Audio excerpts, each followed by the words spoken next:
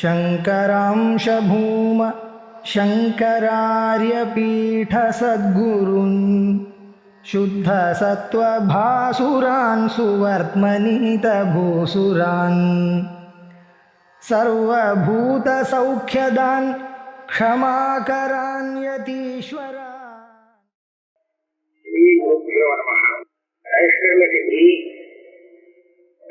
இரண்டாவது அத்தியாயம் 52வது அதுக்கு அவசாரிகை வஸ்து யாதாத்மிய அனவபோத படல அவனத்தாட்சத்தன் சுமாதா சுமுகி சுஷேத்ரா சாருவாகினி கல்பனா மாத்திர சம்மோகா ராமே தியாலிங்கத்தை அறிவி. அதாவது இதுக்கு முன்னாடி என்ன சொன்னார்? சோமசர்ம பிதாய காரணம் சொன்னாரா? ஒரே ஸ்திரீ காயமானது கமனீயா அதிதி சுவாதி இது ஏகசியாமேவ யோகிதி. அந்த மாதிரி ஏன் கமனீயா அப்படிங்கிற ஒரு புத்தி வருது அப்படின்னு கேட்டா, வஸ்து யாசாத்திய அனவபோத படல அவனத்தாட்சா. அவனபியான பத்தன, அதாவது கண்ணை கட்டி வச்சிருக்காங்க. எதனாலே? அஜானம், அஜானங்கிற ஒரு படலம் திரை, அந்த திரையாலே இவருடைய கண் பிரதிபந்தமாக இருக்கிறதுனாலே முழுக்க பார்க்க முடியல. பார்க்காதத்தாலே சுப்புகு சுனாசா சுமுகி சுரேத்ரா சாருஹாசினி அப்படின்னு சொல்லி ரொம்ப அழகா பார்த்துட்டு இருக்கான். அழகுன்னு நினைச்சிட்டு ஆலிங்கனம் பண்ணிக்கிறான் அப்படின்னு சொல்றது. இதுக்கு அடுத்து கர்வஸ்ய அனர்த்த ஜாதஸ்ய இஹாதிகஸ்ய மூலம் அகங்காரஹா ஏவ. அதாவது சம்சாரத்திலே அனர்த்தம் எல்லாம் போகணும் அப்படின்னு ஆசைப்படுறானோ இல்லையோ, அப்ப என்னாச்சு? அனர்த்தங்கிறது ஆசு இஷ்டம், அதாவது அதை நம்ம விட்டு விலகினா போதும் அப்படிங்கிற ஆசை. அப்ப எதை விளக்கணும் அப்படின்னு அவன் நினைக்கிறானோ அந்த மாதிரி விளக்கக்கூடிய வஸ்து எல்லாம் விளக்கிறதுக்கு அதுக்கு மூலமா இருக்கக்கூடிய அகங்காரத்தை விளக்கினாதான் முடியும். அகங்காரத்தை வச்சுட்டே இருந்தாக்க இதெல்லாம் அனர்த்தத்தை விளக்க முடியாது. அதனால சர்வசிய அனர்த்த ஜாதசிய மூலம் அகங்கார ஏவ. எல்லா அனர்த்தங்களுக்கும் நாம தவிர்க்க வேண்டிய அத்தனை அனர்த்த மூலமாக இருக்கிறது அகங்காரம் தான். சத்திய ஆத்மானாத்மோபராக. இது எப்படி இவ்வளவு பெரிய அனர்த்தத்தை நமக்கு கொண்டு கொடுக்கறது அப்படின்னு சொன்னாக்க, மூலமா இருந்து கொடுக்கறதுன்னு சொன்னா அந்த அகங்காரம் இருக்கு, அது சீக்காட்சி கிரந்தியாக இருக்கு. ஆத்மா அனாத்மா ரெண்டு சேர்ந்ததுன்னா அதுக்கு அகம்னு பேர் வந்து வருது. ரெண்டு சேர்த்து வச்சிருக்கு. ஆனா இந்த சேர்றதுன்னு சொன்னோமே சம்பந்தம், ஆத்மாவுக்கும் அனாத்மாவுக்கும் உள்ள சம்பந்தம் இருக்கு, அது வாஸ்தவத்திலே அவித்யால வந்தது. பரமார்த்தா ஆத்மனா அவித்யா தத் காரியேணவா சம்பந்தா அபூ அஸ்தி பவிஷ்யதிவா. எந்த அவித்யால இந்த சம்பந்தம் வந்ததுன்னு சொல்றோமோ அந்த அவித்யோடு கூட ஆத்மாவுக்கு சம்பந்தம் கிடையாது. அந்த அவித்யோடு சம்பந்தம் இல்லை. இருந்துதான் கேட்டா இருந்து எக்காலத்தையும் இல்லை. நாபூ நாஸ்தி ந பவிஷ்யத், ஏற்கனவே இல்லை, இப்போ இல்லை, வருங்காலத்தையும் இல்லை. அவித்யோடு கூட சம்பந்தம் இல்லை அப்படின்னா அதனுடைய காரியத்தோடு மாத்திர சம்பந்தம் வருமா? அதுவும் வராது. அவித்யா தத் காரியேனவா சம்பந்தா நது அபூ நது அஸ்தி நது பவிஷ்யத். எந்த காலத்திலும் இந்த ஆத்மாவுக்கு அனாத்மாவோடு சம்பந்தம் வரவே வராது, வாஸ்தவத்துல வராது. பொதுவாக எத்தனை சம்பந்தம் வேணாலும் வரலாம். சத்திய அபரியுக்த திருஷ்டி சுவாபாவியா. காரணம் அதனுடைய ஸ்வரூபம் என்ன? சுவாவம்னா ஸ்வரூபம். அபரியுக்த திருஷ்டி நடி திரஷ்டும் திருஷ்டியேறு விபரிலோகோ வித்தியது. எல்லாத்தையும் பார்த்து சாட்சியாக இருந்திருக்கு. அதனுடைய திருஷ்டி இருக்கே சைதன்ய ஸ்வரூபமான திருஷ்டி. இந்த திருஷ்டிக்கு விநாசம் இல்லை, எப்போதும் தரமே இருக்கு, மறையறதே கிடையாது. அப்பேற்பட்ட திருஷ்டியா இருக்கிறதுனாலே இதுக்கு மற்ற இதோட வாஸ்தவமான ஒரு சம்பந்தம் கிடையாது. அப்போ சம்பந்தம் வந்தது எப்படி தெரிகிறது? சம்பந்தம் வந்ததாக தெரியலாம். அதுக்கு ஒரு கேட்டு சொல்றார், திருஷ்யானுரக்தம் தத் திரஷ்டு. திருஷ்யம் திரஷ்டனுரஞ்சிதம் அகம் பிரத்யா உபயம் ரக்தம் தன்னாகே அத்வைதா ஆத்மனா திருஷ்யானுரக்தம் தத் திரஷ்டு. இந்த ஆத்மஸ்வரூபம் இருக்கே சைதன்யம், அந்த சைதன்யம் இது ரூபம் தான். ஆனா அது திரஷ்டாவாக பார்க்கிறவன் அப்படின்னு எப்போ ஆகலாம்? அவன் எதையாவது உள்ள பார்த்தாதான் ஆகும். அப்போ ஒரு திருஷ்யம் இருந்தா தான் அந்த திருஷ்யத்தை நாம் பார்க்கும்போது நான் திரஷ்டாவாகிறேன் அந்த திருஷ்யத்துக்கு. அதே மாதிரி அந்த வஸ்து எனக்கு திரஷ்டாவா இருக்கக்கூடிய எனக்கு திருஷ்யமாகும். நான் எதை பார்த்தாலும் அந்த வஸ்துவோட எனக்கு சம்பந்தம் வந்து விடுது. என்ன சம்பந்தம் தெரியுமா? வஸ்துவாபாவ சம்பந்தம் இல்லை. அந்த வஸ்து என்னுடையதுன்னு நான் சொல்லிக்க மாட்டேன். ஆனா என்ன சம்பந்தம் வருதுன்னா நான் அதை பார்க்கிறேன், என்னால் அது பார்க்கப்படுகிறது. அந்த வஸ்துவுக்கு நான் திரஷ்டா ஆகிறேன். திரஷ்டாவான எனக்கு அந்த வஸ்து திருஷ்யமாயிடும். அப்ப திரஷ்ட திருஷ்யபாவம் அப்படின்னு சம்பந்தம் வருது.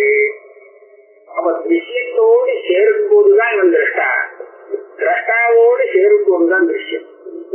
ஒரு வஸ்து இருக்கு ஆனா யாருமே அதை பார்க்கறதுக்கு இல்லை அப்படின்னு சொன்னா அந்த வஸ்துவை நம்ம திருஷ்யம் சொல்ல முடியாது இல்லையா?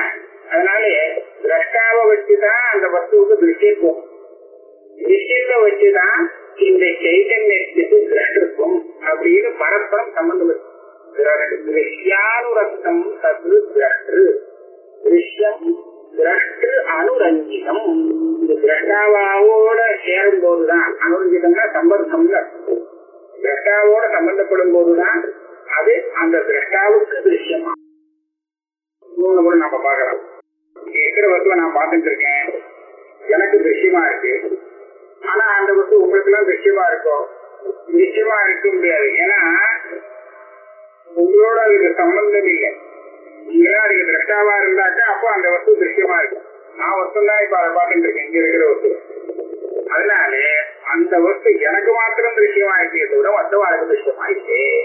அப்ப என்ன இந்த திரஷ்ட திருஷ்ய பாவங்கிறது அந்த திரஷ்டாவை பொறுத்து அந்த சம்பந்தம் ஏற்படும். திருஷ்யம் ஆயிடுத்து, திருஷ்யம் ஆயிடுச்சுன்னு சொன்னா அது எல்லாருக்கும் திருஷ்யம் அப்படின்னு சொல்றது. ஒருத்தன் திரஷ்டாவா ஆயிட்டான்னு சொல்லியாச்சுன்னா அந்த வஸ்துவை எல்லாருக்கும் பார்த்துட்டு இருக்கா, எல்லாரும் திரஷ்டா ஆயிட்டாங்கிறது புரியுது. அதனால ஒவ்வொரு திரஷ்டாவோடு அந்த திருஷ்யம் சம்பந்தப்படும் போது அவனுக்கு மாத்திரம் அது திருஷ்யமாகும், அவனும் அந்த வஸ்துவுக்கு மாத்திரம் திரஷ்டா ஆகிறான். அதுதான் லோகத்திலே இருக்கு. அதனாலதான் அகம் பிரத்யா உபய பிரக்தம் தனித்தனியாக பிரிக்கணும்னு சொன்னா இந்த அகங்கிற ஒரு விருத்தி இருக்கு, இந்த விருத்தியை வச்சுதான் பிரிச்சாகணும். உபயம் ரக்தம் இந்த ரெண்டுமே அகமோட சம்பந்தப்பட்டிருக்கு. அகம் இதம் பஷ்யாமி, நான் இதை பார்க்கிறேன், என்னால் இது பார்க்கப்படுகிறது.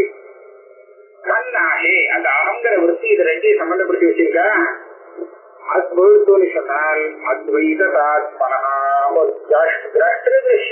சம்பந்தம் இல்லாமல் சுத்தமான அத்வைத ஸ்வரூபமா இருந்தவரும் ஆத்மா. அது திரட்டாய சொல்றது முடியாது, இருக்கிறது சொல்ல முடியாது.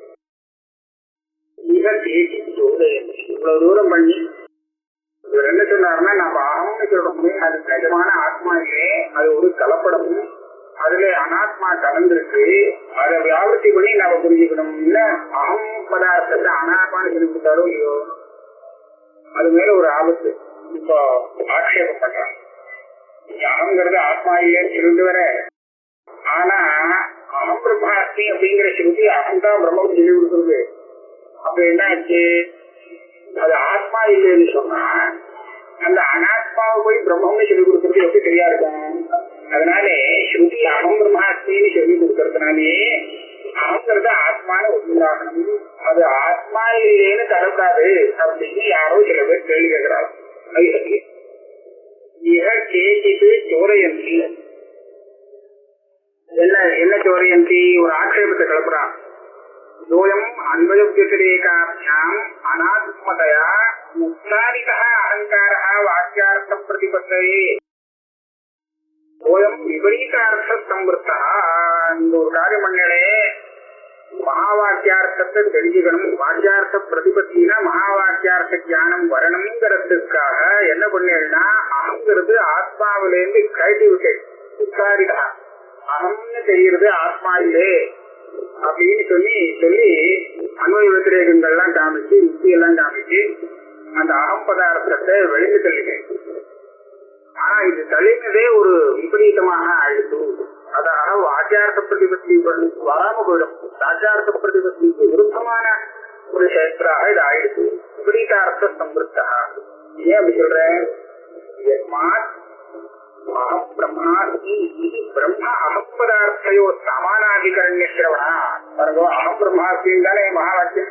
அப்படின்னா அங்க பிரம்ம சப்தத்துக்கும் அகம் சப்தத்துக்கும் அகம் பிரம்மா அகங்கிறதும் பிரம்மாங்கிறதும் ஒண்ணு அப்படின்னு தெரியலையோ? இப்ப சமானாதிகரணம் தெரிகிறது.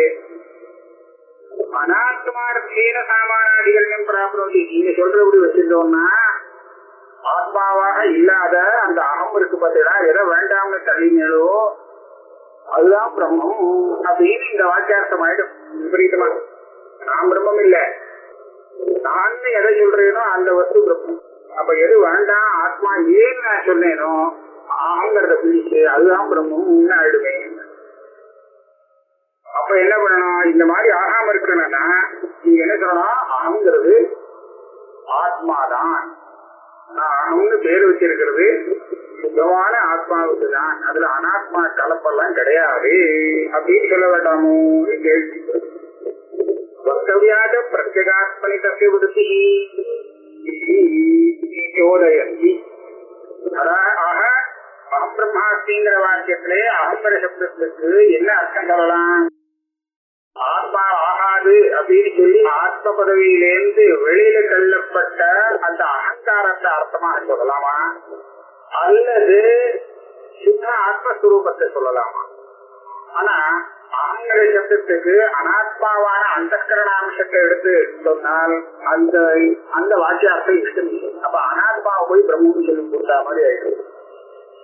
சரி, அப்ப சுத்தமான ஆத்மா சொல்லணும்னா அப்ப நீங்க அகம் சப்தார்த்தத்தை இப்படி எல்லாம் பேசிட்டு அகங்கிறது சுத்த ஆத்மாதான் அப்படின்னு சொல்லணுமே அப்படின்னு இந்த கேள்வி கேட்கிறவனுடைய அபிப்பிராயம். இதுக்கு பதில் சொல்றாரு. சா உச்சியதே பிரசித்த லட்சணா குணவருத்தி. நீ கேட்ட கேள்விக்கு பதில் சொல்றோம். அதாவது அகம் சப்தம் அந்த வாக்கியத்திலே அகம் பிரம்மாஸ்மிங்கிற வாக்கியத்திலே ஆத்மாவை தான் சொல்றது. நான் எதை கழட்டி விட்டேனோ அதை சொல்லலே, அந்த அனாத்மாவை அது சொல்லது. எப்படி இந்த அகம் சப்தம் அதுக்கு வாச்சகமா இருந்துட்டு இந்த இடத்துல சைத்தன்யத்தை சொல்ல முடியும் அப்படின்னு கேட்டா அதுக்கு பதில் பிரசித்த லட்சணா குணவருத்தி. நிச்சயார்த்தம் இல்லை, ஆனா லட்சணாவிருத்தி குணவருத்தியை போட்டு இந்த அகங்கிற மகா வாக்கியத்தில் இருக்கக்கூடிய அகங்கிற பதமானது ஆத்மாவை சொல்ல முடியும். எப்படி? இதான் மேல சொல்ற. நாஜ்ஞாதிக விதிப்ராக அயோதாகாதிபத் ஏன லட்சணம் பரமாத்மனா பிரத்யக்வாத் அதிசூக்ஷ்மத்வாத் ஆத்மதிருஷ்டி அனுசீலனாத் அதோ விருத்தீர் விகாய அந்யாக அகம்பிருத்தியா உபலக்ஷியதே ஆத்மனாச்ச அவினாபாவம் அதவா விலயம் பிரஜேத் நது பக்ஷாந்தரம் யாயாத் அதஷ்ட அஹந்தி யோசியதே அதஷ்ட அஹந்தி யோசியதே. என்ன இருக்கு சொல்லுவோம். அதுல என்ன சொல்ற? லட்சணாவிருத்தியை பற்றி முதல்ல இதுக்கு அர்த்தம் சொல்லலாம். லட்சணாவிருத்தின்னு சொன்னா ஒரு சம்பந்தம் வேணுமே, அது எப்படின்னு பாருங்க. ராஜ்யாதிஷ விதிப்ராக சுசுப்தாத் உச்சி கோபி. நீங்க ஒரு கதை சொன்னா சரியா போகும். தூங்கி முழிச்சவன் நான் ஒண்ணுமே தெரியாம நல்லா தூங்கினேன்னு சொல்றானோ, முதுத்தி காலத்துல ஏதாவது உனக்கு தெரியுதான்னு கேட்டா நாஜ்யாதிஷம் ஒண்ணுமே தெரியலே சொல்றாங்க. அஜ்ஞாதிகம் சொல்றது நான் சொல்லிக்கிறான், நான் எதையுமே அறியவில்லை சுசுப்தி காலத்துல. இப்ப என்ன சொல்றீங்கன்னா சுசுப்தி காலத்துல இங்க அகமே கிடையாது, அங்க இருக்கிறது வெறும் ஆத்மா. ஏன்னா அகங்கிறது தூங்கியே கொடுக்கும், அந்த சமயத்துல வேலை பண்ணல. ஆனா இவன் என்ன சொல்றான்? அகங்கிறத வச்சுட்டு அகம் இருந்தா போறவும் ஆனா அது எதையும் பார்க்காம இருந்தா மாதிரியும் பேசுறான். சுசுப்தியில நான் ஒண்ணும் தெரியாம தூங்கினேன் அப்படின்னு. ஏன் அப்படி? இப்ப எப்ப பேசுறாவா? சுசுப்தாத் உச்சிதா, சுசுப்தியிலிருந்து வெளியில வந்து முயற்சிக்கு அப்புறம் நீ சுசுப்தியில எப்படிப்பா இருந்தே அப்படின்னு கேட்டா இந்த மாதிரி இருந்தேன் அப்படின்னு சொல்றான். ஆனா நிஜமா பார்க்கறதுக்கே அங்க அகம் இல்லை, ஆத்மா மாத்திரம் இருக்கு. அப்ப எப்படி அவன் அகங்கிற சப்தத்தினால எது சொல்றான்? ஆத்மாவை குறிக்கிறான். அகம் நகிஞ்சித் அவேதிஷம் அப்படின்னு சொல்றானே, இந்த வாக்கியத்திலே அகம் அப்படின்னு அவன் ஒரு பிரயோகம் பண்றான் இல்லையோ? இந்த அகம் சப்தத்தை எந்த அர்த்தத்துக்கு அவன் பிரயோகம் பண்றான்னு கேட்டா, அகங்கிற இந்த அனாத்மா அகங்காரத்தோடு சேர்ந்து இருக்கக்கூடிய ஆத்மா அப்படிங்கிற அர்த்தத்துல அவன் பிரயோகம் பண்ணல. இப்போதான் அவன் அகங்காரத்தோட சேர்ந்து இருக்கான். மூச்சுக்கு அப்புறம் மூச்சுக்கு முன்னாடி வெறும் ஆத்மாவா இருக்கான். அப்படி இருக்கிறச்சே இப்போ இருக்கிற அந்த சேர்க்கை இருக்கு, அகங்கார சேர்க்கை. இந்த சேர்க்கைய வச்சுட்டு லட்சணையா அவன் இதுக்கு முன்னாடி இருந்த அகங்காரம் சேராத ஆத்மாவை அவன் போதிக்கிறான். இந்த அகங்கார சப்தத்தினால அவன் சொல்ல நினைக்கிறான். ஏன்னா நாகக்கல் வயம் ஏவம் சம்பிரதி ஆத்மானம் ஜானாதி அயமகம் அஸ்தி நோ ஏவ இமானி பூதானி அப்படின்னு சாந்தோஷம். அந்த சுசுப்தி காலத்திலே நான் இருக்கிறேன் அப்படின்னு அந்த சுசுப்தனுக்கு தெரியாதான். ஏன் தெரியாது? நான் இருக்கேன்னு மாத்திரம் தெரியாது, மத்தவாள்லாம் இருக்காங்கிறது கூட தெரியாது. ஏன் அப்படின்னு கேட்டா, மத்தவா இல்லே இருக்கிறாங்கிறது தெரியலன்னா அதுக்கு வேற காரணம் தூங்குறான். தான் இருக்கிறது கூட ஏன் தெரியல? தூங்கி போனதுனால அப்படின்னு சொன்னா, அப்ப மூச்சத்துக்கு அப்புறம் மாத்திரம் நான் தூங்கினேங்கிறத எப்படி சொல்றான் இல்லையா? அப்ப மூச்சத்துக்கு அப்புறம் அந்த தூங்குற நிலையில தூங்கினேன் அப்படிங்கிற விஷயத்த அவன் தெரிஞ்சுக்கிறதுக்கு இருந்தான்னு சொன்னா, அந்த இடத்துல என்ன ஆச்சு? நான் சொல்லக்கூடிய ஒரு அம்சம் வந்து அந்த லயத்தை அடைஞ்சு போச்சு. ஆனா எதுல லயம் அடைஞ்சதோ அந்த ஆத்மஸ்வரூபம் அப்படியே இருக்கு. அந்த ஆத்மஸ்வரூபத்தை மூச்சுக்கு அப்புறம் அவன் குறிக்கும் போது எந்த சப்தத்தாலே குறிக்கிறான் அப்படின்னு சொன்னா, அகங்கிற சப்தத்தாலேயே அவன் வந்து குறிப்பிடுறான். அப்ப அகங்கிற சப்தத்தினால அவன் குறிப்பிடுறான்னா அகம் சப்தத்துக்கு அது முக்கியார்த்தம் இல்லையே, இல்ல. அப்போ சத்திய சம்பந்த ரூப லட்சணாவிருத்தியை வச்சுட்டு லட்சணையா அவன் அகங்கிற சப்தத்தினால அந்த ஆத்மஸ்வரூபத்தை நிர்தேசம் பண்றான் சொல்லணும். அநாஜ்யாதிக விதிப்ராக சுகுப்தாத் முக்திதோபிஹி அயோதாஹாதிவத் ஏன லட்சணம் பரமாத்மனா அயோதஹதி. இந்த பிரயோகம் எப்படின்னு விசாரிக்கப்படும். அந்த இருப்பு நம்ம சொல்றது தகிக்கிறது, எரிகிறது. இருப்பு எப்படி தகிக்கும்?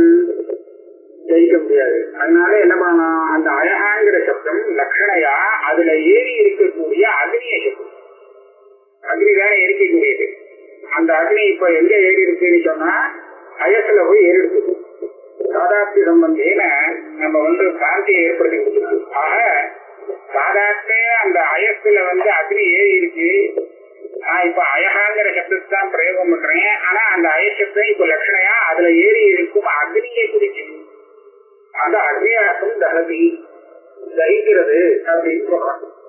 அந்த மாதிரி அகங்காரம் அந்த சைதன்யம் இருக்கே, சுசுப்தியில இருந்து பிரகாசிக்கின்ற சைதன்யம், அது ரெண்டும் ஒன்னா போயிடுத்து ஆச்சாதிக சாதாரணத்தினாலே.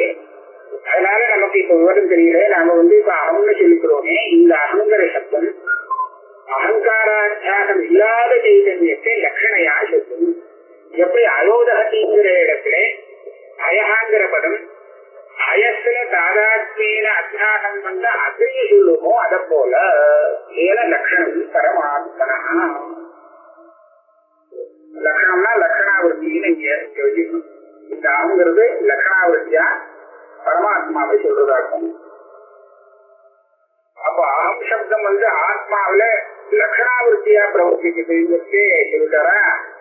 குணவருத்தியை வச்சு கூட சொல்லலாம். லட்சணாவிருத்திக்கும் குணவருத்திக்கும் என்ன சேதம்ங்கிறத ஒரு ஞாபகப்படுத்துறேன். லட்சணாவிருத்தினா அந்த சப்தத்துக்குரிய சத்தியார்த்தத்தை எடுத்துட்டு அந்த சத்தியார்த்தத்தோட சம்பந்தப்பட்ட வேறொரு அர்த்தத்தை அது போதிக்கிறதா இருந்தா அப்ப லட்சணாவிருத்தி. சத்திய சம்பந்தோ லட்சணா சொல்றது. ஆனா கௌரி விருத்தியில அப்படி இல்லை. விருத்தியிலே சத்தியார்த்தத்தை ஒண்ணு எடுத்துக்கணும்.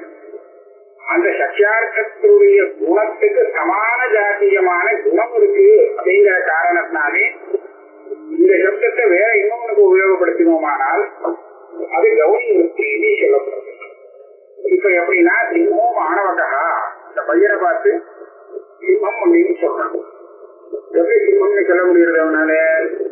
இந்த சப்தத்துக்கு சத்தியார்த்தம்ங்கிறது சிங்கம் காட்டில் இருக்கும். அந்த சிங்கத்துக்கும் இவனுக்கும் ஒரு சம்பந்தமும் இல்லை. அதனால சத்திய சம்பந்தோ லட்சணான இந்த வரத்துக்கு இல்லை. இது எப்படி இந்த சிங்க சப்தத்தை இவனுக்கு பிரயோகம் பண்ணான்னு கேட்டா, சிம்மத்துல ஒரு குணம் இருக்கு, விசேஷமா இவன் விவகிக்கக்கூடிய குணம் இருக்கு, விசேஷமான குணம். அந்த விசேஷமான குணத்தை போல குணம் இவன்கிட்டையும் இருக்கு, இந்த மாணவகன்கிட்டையும் இருக்கு. ஆகையால இந்த குணத்தை வச்சு இந்த சப்தத்தை அந்த மாணவனுக்கு பிரயோகம் பண்ணப்படுறாங்க. சிம்ஹா அப்படின்னு, சிம்மோ தேவதத்தா அப்படின்னு. அப்ப இது கௌரி விருத்தி. இப்ப இந்த அகங்கிற சப்தத்தை ஆத்மாங்கிற அர்த்தத்துல லட்சணாவிருத்தியை கொண்டு சொல்லலாம். ஏன்னா அகங்காரத்தோடு சேர்ந்த ஆத்மா அகமிடத்தால அகமிடத்துக்கு வாக்கியார்த்தமாகும் போது அந்த வாக்கியார்த்தத்தோட சம்பந்தப்பட்டதாக லட்சியார்த்தமாக சுத்த ஆத்மஸ்வரூபத்தை வச்சுக்கலாம். அந்த சுத்த ஆத்மஸ்வரூபத்தை தான் பிரம்மாஸ்மிங்கிற வாக்கியம் பிரம்மாபின்னமாக தெரிவிக்கிறது அப்படின்னு சொல்லி வாக்கியார்த்தத்தை சரியா சொல்லலாம். இப்போ இந்த கௌரி வர்த்தி சொல்லணுமானால் எந்த குணத்தை எடுத்துட்டு அவங்க ஆத்மா சொல்லப்படுறது அப்படின்னு கேட்டா அதுக்கு சத்யத்வாத் அதிசூக்ஷ்மத்வாத் ஆத்ம திருஷ்டி அனுசீலனா, இந்த 3 காரணங்கள் காண்பிக்கிறார்.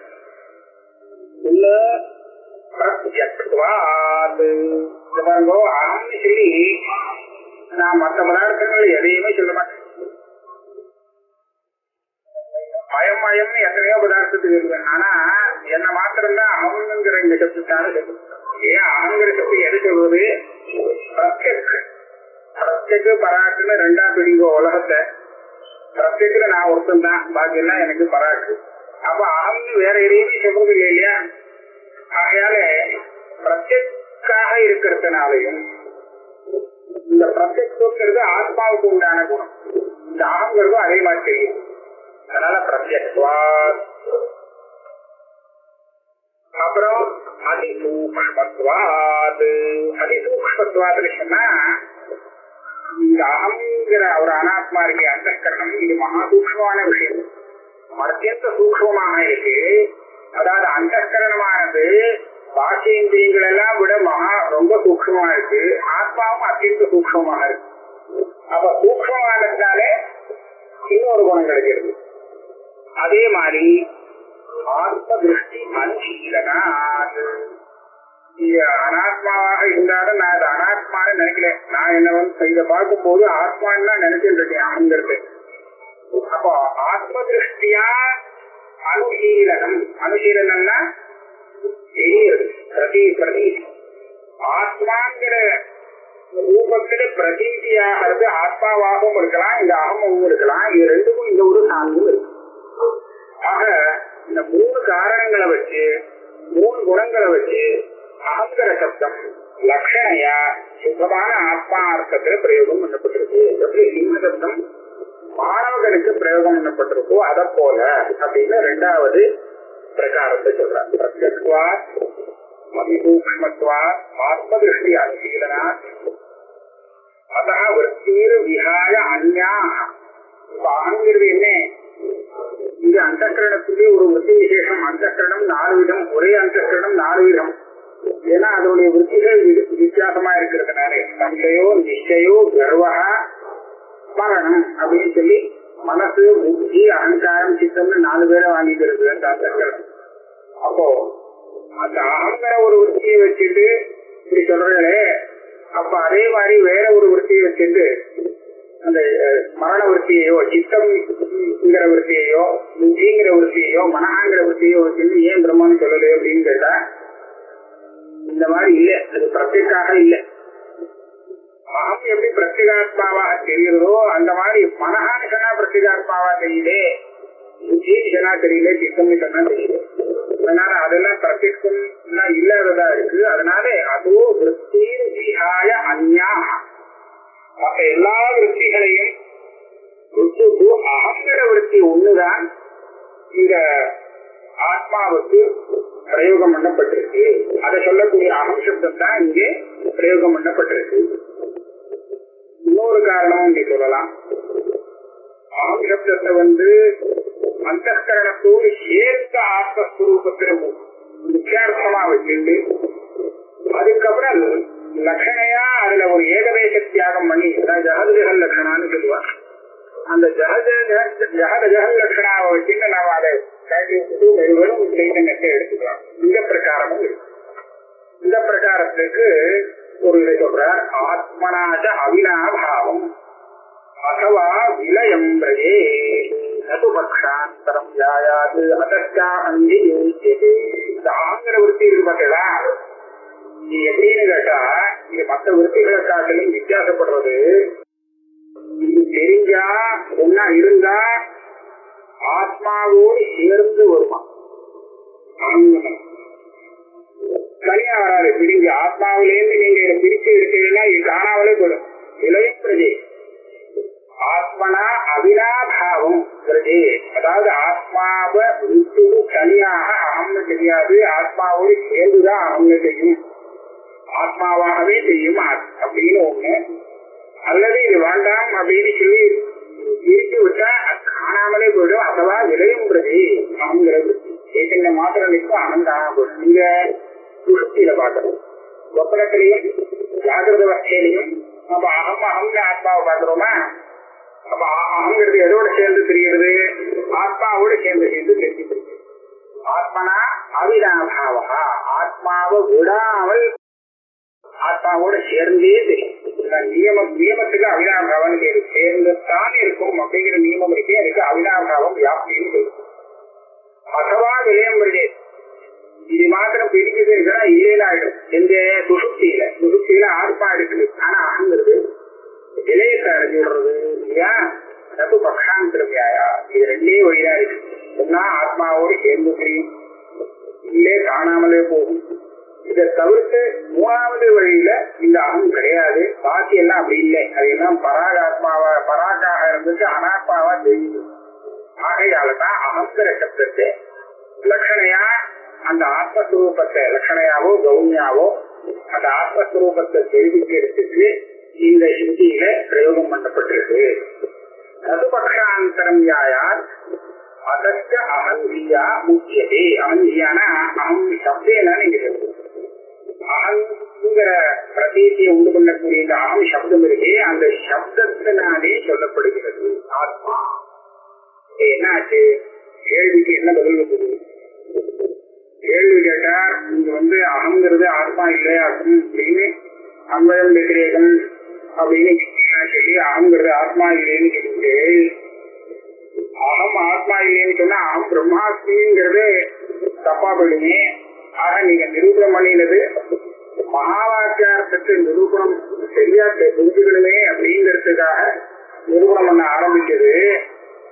ஆனா அது மகா வாக்கியார்த்தத்தை புரிஞ்சுக்கிறதுக்கு விரோதமா போயிடுது.